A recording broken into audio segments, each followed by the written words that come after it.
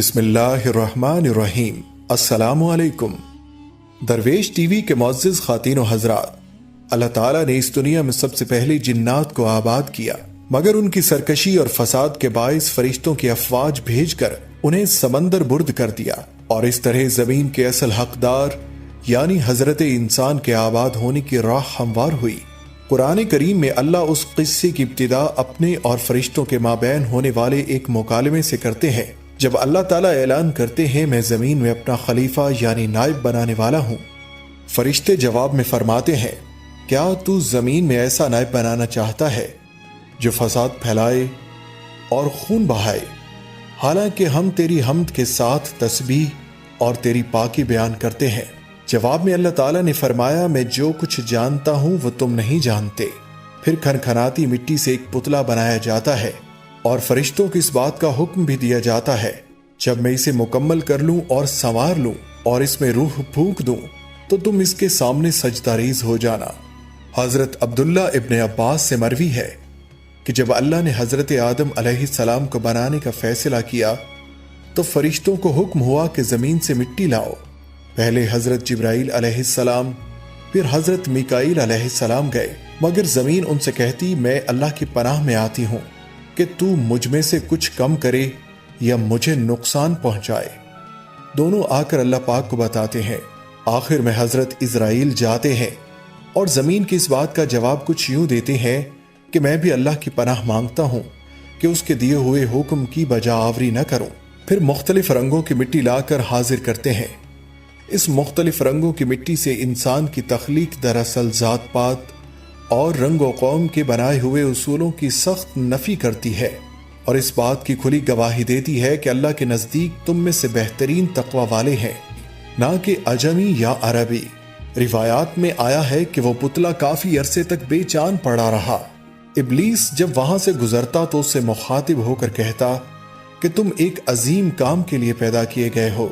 پھر جب مصور کائنات انسان کا ہیولہ مکمل کر لیتے ہیں اور خاک کے پتلے میں روح ڈال دی جاتی ہے تو حضرت آدم علیہ السلام کی تخلیق مکمل ہوتی ہے۔ جب آپ کے اندر روح پھونکی گئی تو آپ کو ہوش آتے ہی ایک چینک آئی۔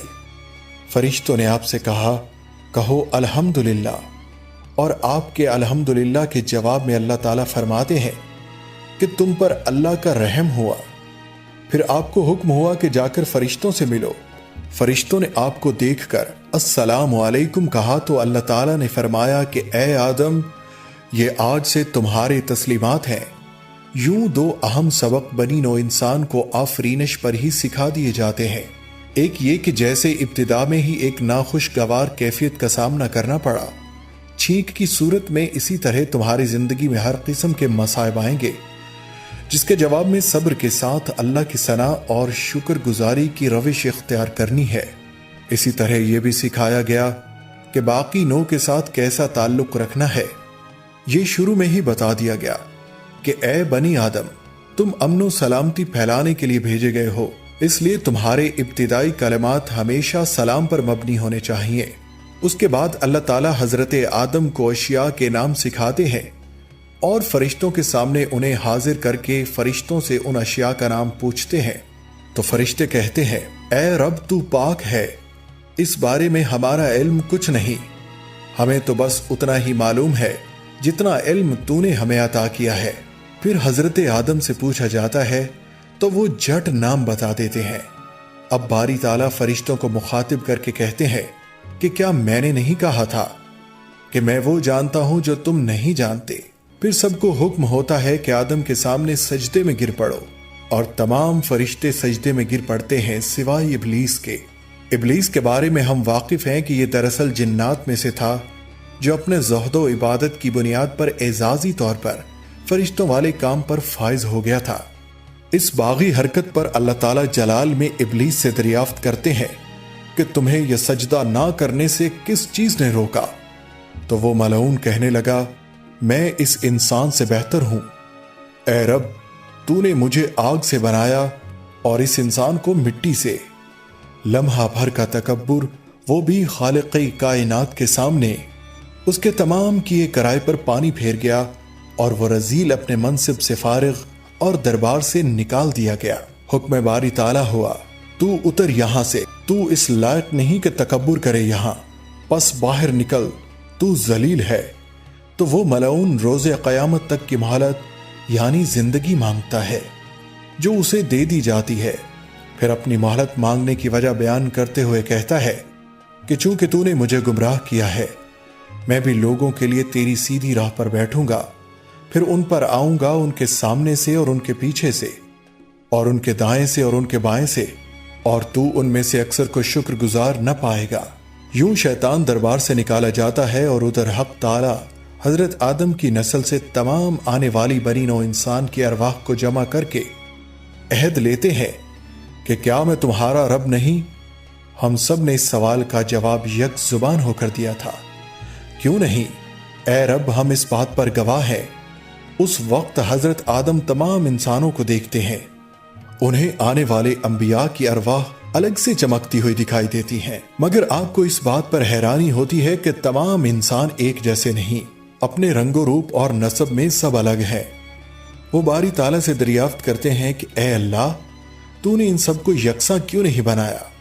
جواب آتا ہے کیونکہ مجھے اپنے بندوں کی طرف سے شکر گزاری بہت عزیز ہے۔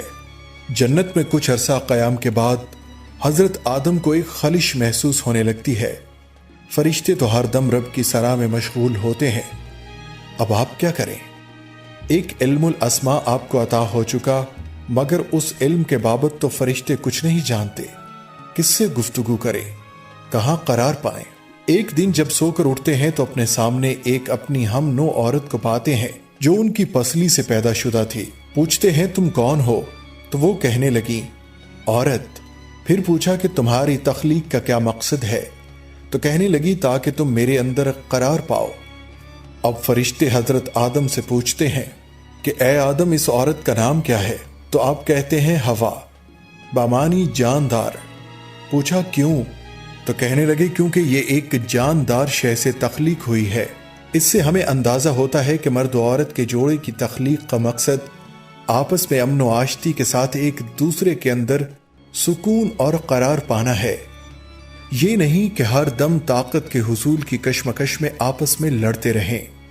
پھر آپ دونوں کو حکم ہوتا ہے کہ جنت میں چین و امن کے ساتھ رہو، مگر ہاں یہ خیال رہے کہ اس درخت کے پاس کبھی مت جانا۔ وہ کون سا درخت تھا؟ کوئی اسے خوشہ گندم بتاتا ہے تو کوئی اسے سیب کا درخت کہتا ہے۔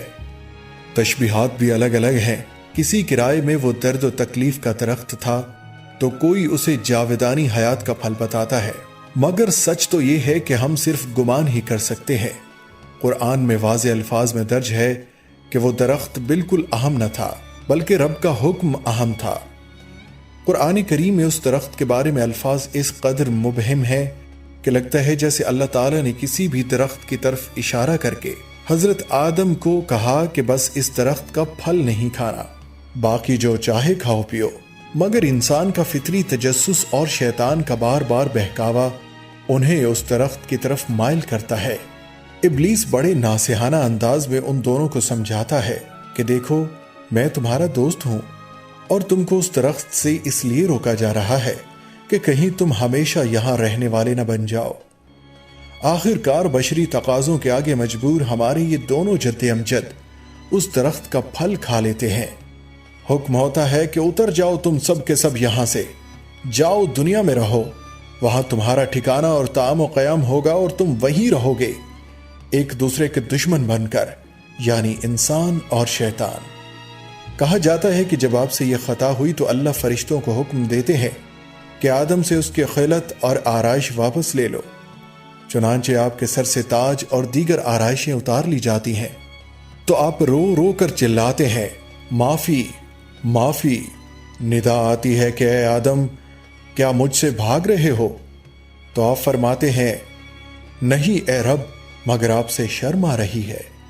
دنیا میں آ کر ایک عرصہ سخت ندامت کی حالت میں روتے ہوئے گزارتے ہیں، پھر رحمان کی رحمانیت جوش میں آتی ہے اور آپ کو پہلے علم کی طرح ایک اور علم دیا جاتا ہے۔